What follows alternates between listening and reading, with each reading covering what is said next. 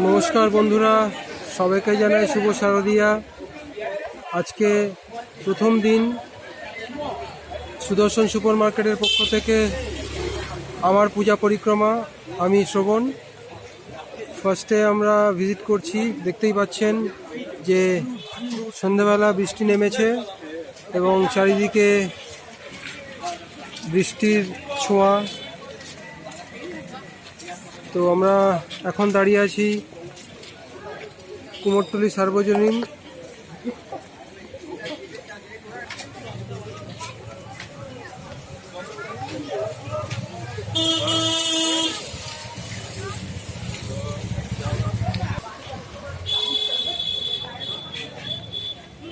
এখানে আমরা দেখতে পাচ্ছি